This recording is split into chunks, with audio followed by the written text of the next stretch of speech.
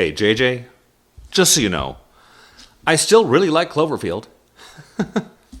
Here's your damn rant show, folks.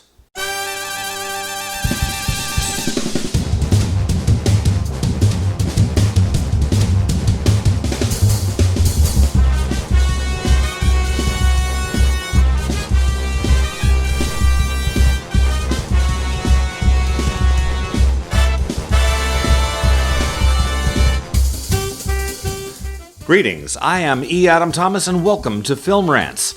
You know, I've been a Star Trek fan for decades. I remember being a toddler begging my mom to let me stay up and watch the show while it was still on the networks in the 1960s. 10 years later, Star Wars hits the screens and I thought, that was a cool movie. Star Wars in 1977 had a lot of stuff that the classic Trek series lacked. Top-notch special effects, explosive action, amazing creatures, and all I could think as a 12-year-old was that they should make a Star Trek movie like that. 2 years later, they did. Sorta. I still loved it, because it was Star Trek, and it was before the internet started telling you things sucked. But even then, the pacing was definitely kind of blah.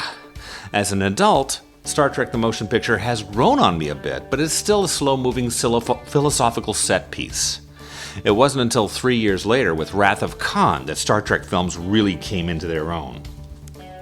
By that point, Empire Strikes Back had already hit the screens, Return of the Jedi was in final stages of production, and all three of George Lucas's Star Wars films were amazing, brilliant pieces of science fiction cinema and had forever elevated the genre from schlocky, low-budget drive-in fare to dynamic, big-budget events. Still, I preferred Star Trek. Fast forward to 2015, still valiantly holding on in my fight to remain a Trekkie, but thoroughly disillusioned by Into Darkness. I steel myself to view Episode 7, The Force Awakens. Made on a meager budget of $245 million, this seventh installment in the Star Wars franchise picks up the action 30 years after the events in Return of the Jedi.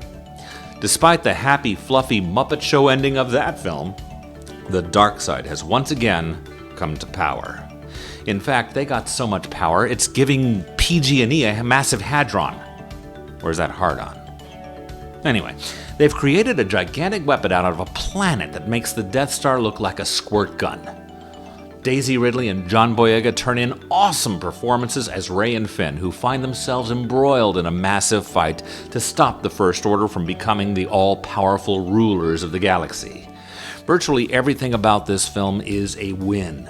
From the returning cast members from the original trilogy to the humor and action more or less evenly spaced out throughout the entire picture.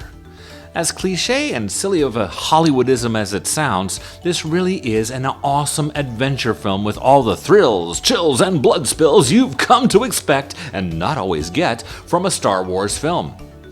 If I may be so bold, however, there's a couple little nitpicks that I have to address. First, I am not entirely convinced that Adam Driver has the right gravitas as Kylo Ren, the film's main antagonist. The thing that made Darth Vader work as a bad guy was that he was big, menacing, and he was not a pouty little 20-something with a look on his face that screams more first shoplifter in a Clerks movie than evil dominator and destroyer of worlds. His acting is great and all, but those big-ass red lips of his kind of remind me more of an actor who could easily pass for a Sunnydale high school student in Buffy the Vampire Slayer. I mean, look at those lips. Those pouty little John Hughes movie lips. He looks more like the love child of Anthony Michael Hall and Molly Ringwald than Han and Leia. Also, in Episode 3, which takes place roughly 20 to 25 years before the start of A New Hope, we see the infamous Death Star already in the early stages of construction. The new Starkiller base looks to be a technically and physically larger endeavor than the Death Star ever was. So isn't it amazing that they were able to slap that baby together so quick? Even given that this is more of a fantasy adventure film than it is an actual science fiction, that's a little hard to swallow. Nevertheless, it is an amazingly beautiful and enjoyable film, and is well on its way to redeeming the Star Wars brand after the divisive clusterfuck of the prequel trilogy. 1 year later, 2016 saw the release of Star Trek Beyond. the third film in J.J. Abrams' so-called Kelvin timeline. Now, I'll be perfectly honest with you. Into Darkness, on its own, was a good film. As I said before, I fucking hated it with a blind, all-consuming rage with the power to exterminate a sun. But for a non-Star Trek film, it was actually a pretty decent lump of cinematic eye candy. I was pretty reluctant, though, to like JJ's new verse as a result, and went into Beyond expecting it to suck. Well, it didn't, for the most part. $185 million is all it took to bring this film to the screen, and with a script by Simon Pegg and Doug Jung, it was money pretty well spent. It was definitely a fresh and original story to the Star Trek universe, and didn't try to reuse storylines specific to any classic Trek episodes like they did with Into Darkness. The cast, as always, was amazing. Pine and Quinto have a knack at making even the strangest dialogue seem natural. I still wish Quinto had a more robust voice like Leonard Nimoy, but beyond that, everyone is cast perfectly.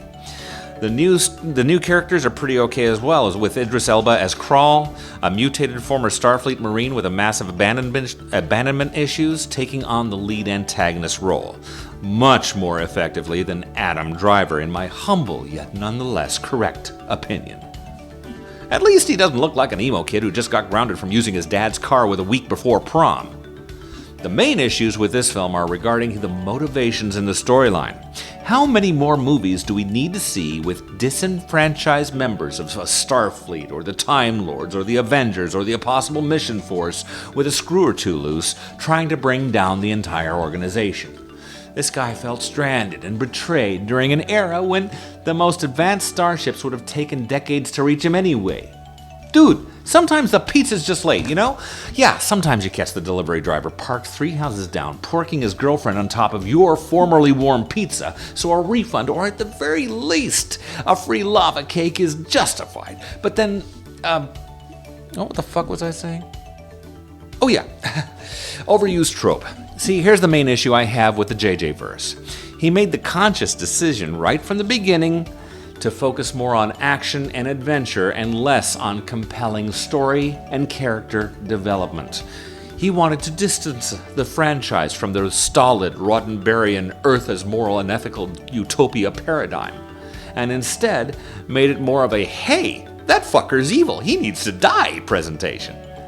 He was so good at doing that when Pegg and Jung submitted their early drafts to CBS Paramount, the suits were able, with a completely straight face, bereft of even the slightest hint of irony in their eyes, to say, "We don't like it.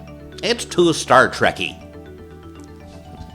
I've said this before, but that has got to be the most paint-huffingly, glue-snortingly, Mr. Toad's wild-ridingly stupid fucking thing I've ever heard in my entire fucking life. This film is going to get at least one blade on the suckitude factor just on the sheer merit of the fact that that conversation ever fucking happened in the first place. That statement was even more moronic than the whole midichlorians bullshit in The Phantom Menace. I was willing to give Star Trek Beyond some slack, but because it was a vast improvement over Into Darkness, but after hearing that, it's obvious that CBS Paramount doesn't even give any of the fucks. Seriously, they're keeping all of their fucks in a fish tank in the basement like the governor of Woodbury.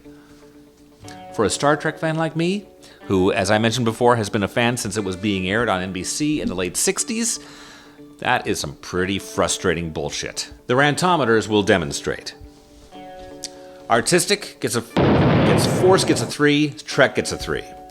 Both films do get a 3 for artistic because although both of them look fantastic and the acting in both are above par, the storylines in both films are pretty basic Hollywood good versus evil stuff, and neither one of them ever have any really bold twists or flourishes that stand out.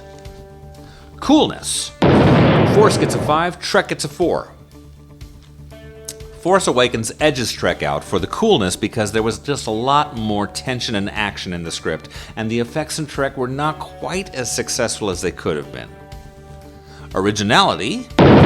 Force gets a 3, Trek gets a 3.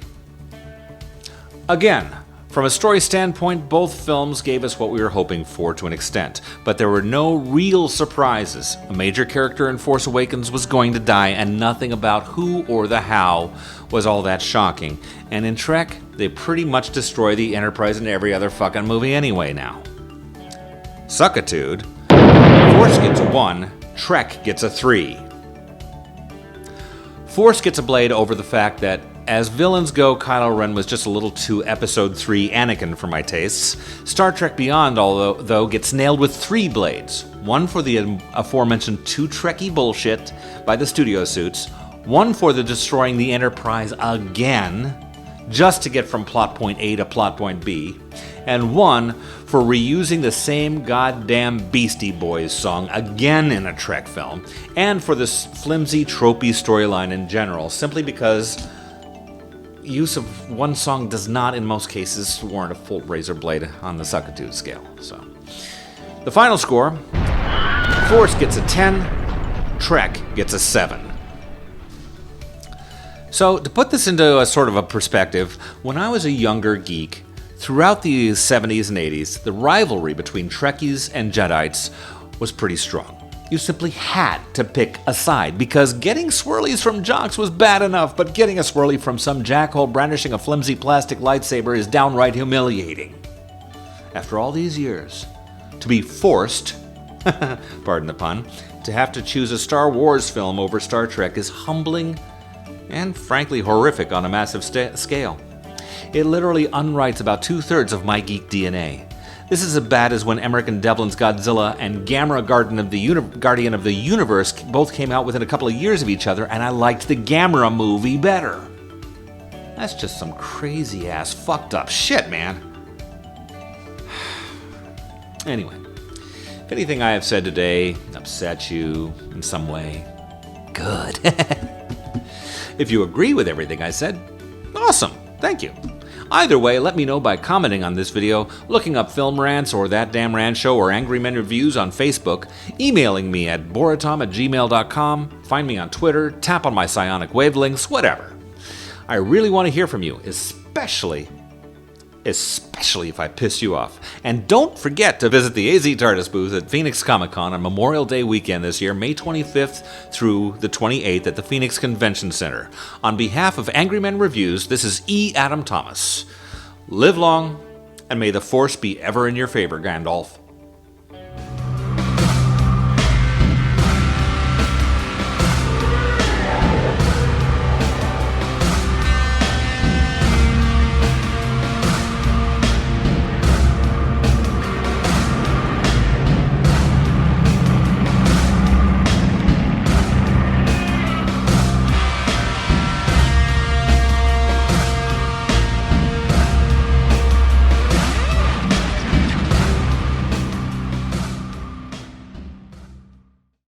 Angry Men Reviews. Many fucks said, no fucks given.